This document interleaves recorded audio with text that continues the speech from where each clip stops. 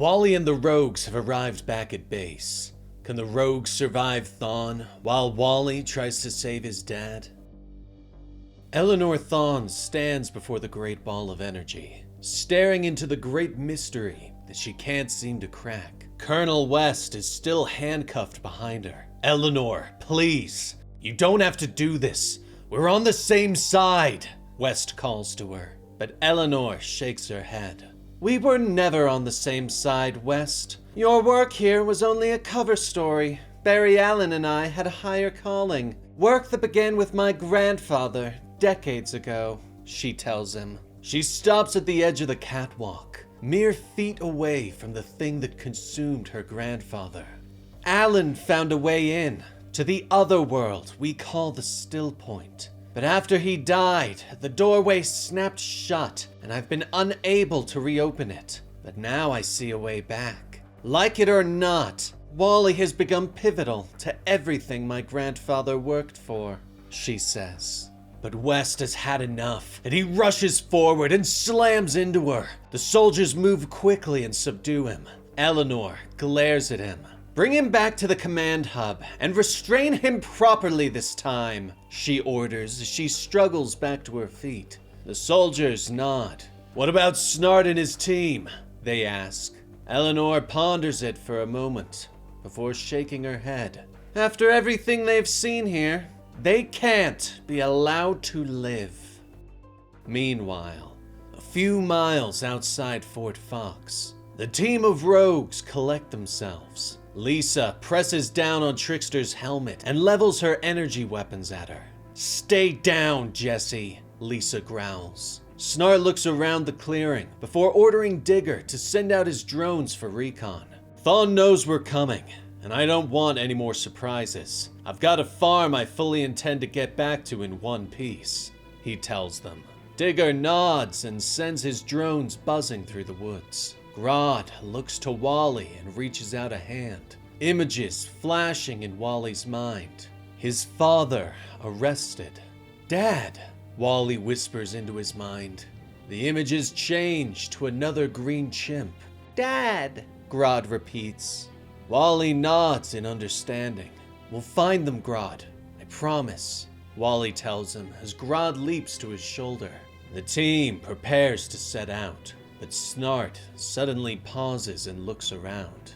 Do you guys feel that? He whispers. Is it just me, or did the temperature just shoot up? Jessie laughs from her place in the dirt. It's about to get a lot hotter, morons, she scoffs. Suddenly, the ground erupts with lava beneath them as Mick Rory spits up from the ground with a roar of anger and pain. Jessie uses the surprise to shift and kick Lisa in the face, knocking her away. I'm going to take you and those legs apart, Lisa, she snarls. Energy begins to crackle around Wally as he glances at Snart. I can stop him again. Absorb his power like I did in Central City, he calls. But Snart shakes his head and draws his cold gun, stepping forward and firing a burst of ice. Not this time, kid. Find your dad, Wally, he snaps as he fires again, drawing Rory's attention, and the rest of the rogues leap into the fight. Wally watches for a moment before finally nodding. The energy begins to spark again as he clutches Grodd to his chest and disappears in a burst of speed. Nearby, Jessie grabs Lisa by the hair and swings her hard into the ground. Trickster, disengage and follow the boy, Eleanor orders from her place in the command bunker. Jessie nods as she continues to fight with Lisa. I'm almost done here. Just let me, she growls. Now, Jessie! We're too close to let petty grudges ruin this, Thawne snaps. Jessie finally nods and activates her power, teleporting away before Lisa can fight back. Seconds later, Jessie materializes through a wall in the base. I got eyes on the prize, boss. The kid is heading inside, Jessie whispers. Wally comes to a stop in the corridors of Fort Fox in a spark of lightning. He looks around and sees the base is empty. Grodd don't like, Grodd whispers in his mind. Wally agrees with a nod. We don't have a choice. Let's just try and do this as quickly as we can, okay? He replies. But he turns at the sound of a familiar voice. "So your dad tell you anything about what we're doing here at Fort Fox?" Barry Allen asks. Wally's eyes widen in shock as he turns and sees himself and Barry walking through the corridors on the first day that they met. No, not really. Just research stuff," past Wally replied. Wally watches as the echoes of himself and Barry walk by them. "This way!" he hisses to Grodd, and he begins to follow the echoes. He stops short as another version of himself passes them in the opposite direction, his mask torn and his face bloody. "Dad, are you there? I think I messed up. Bad." This Wally whispers. Another Wally passes him, this one heading in the same direction as the other past Wally and Barry Allen. "Dr. Allen, are you here?" This past Wally shouts. The echoes begin to vibrate through Wally. His mind pulses and energy begins to spark around him. He staggers and reaches for a wall.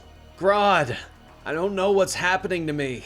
I feel..." Wally gasps. Grodd stands nearby, staring into a grass enclosure. "Eek? Daddy?" Grodd calls into the glass cage. "Grodd?" Wally asks in concern. But Jessie appears at the end of the corridor, one of her trickster grenades in hand.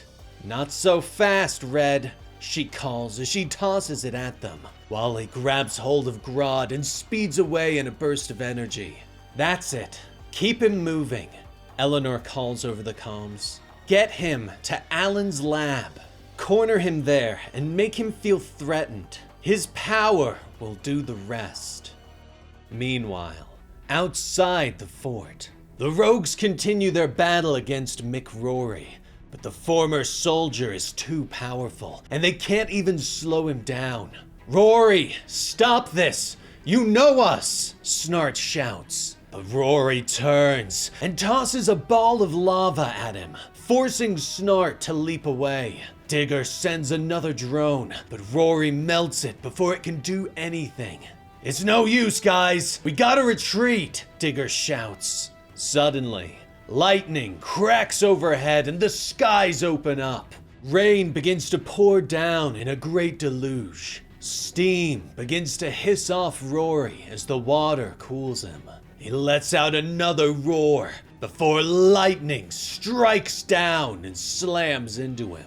The rogues watch as Rory collapses to the ground, the lava and heat dissipating until it reveals the man within, who now lays on the ground, unconscious. The rogues look up as the rain suddenly stops and a man steps from the trees. "Hey guys, what'd I miss?" the weather wizard asks. Meanwhile, inside Fort Fox, Wally comes to a screeching stop within Barry's lab, standing before the great ball of energy. Wally watches as more echoes appear. He watches himself walk into the room, watches father attack Barry Allen, watches Barry tries to help him.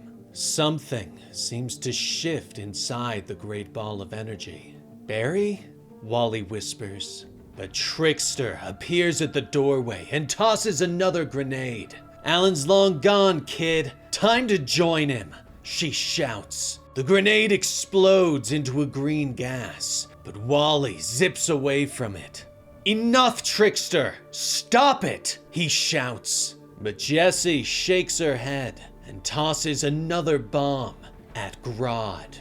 "Why don't you make me?" she asks. Wally moves in another blur, reaching out for the grenade and snagging it out of the air. He whirls and tosses it back, watching as it explodes in her face. Wally looks down to see if Grodd is safe, but his friend is staring up at the ball of energy in amazement. Wally turns to look and sees a hand reaching through the energy. "Wally!" a voice calls as a hand extends towards him. Wally's eyes widen in a horrified fascination. "Barry?" he whispers. "Wally West!" the voice hisses. "It's me, Barry! I'm here! Wally shouts as he grabs hold of the hand. The hand tightens around him and pulls him closer, lifting him into the air. Something shaped like a man steps from the void. Not Barry! Thon! The being hisses. Eleanor rushes out of the command room and stares at the energy being that her grandfather has become. Grandfather? She shouts. Wally begins to struggle as Thon steps from the void. One! There can only be one! Only one! Thon snarls. He turns and tosses Wally back inside the ball of energy. Suddenly, Fort Fox is gone. The giant energy bubble is gone. Wally slams into something on the other side as a great crack echoes around him. He looks around and finds himself surrounded by structures that float through a giant void. Wally, a voice calls. Wally turns and stares in shock as Barry Allen, now a being of energy, smiles and extends his hand. Other beings flank him, of a species that Wally doesn't recognize. Welcome home, Barry says.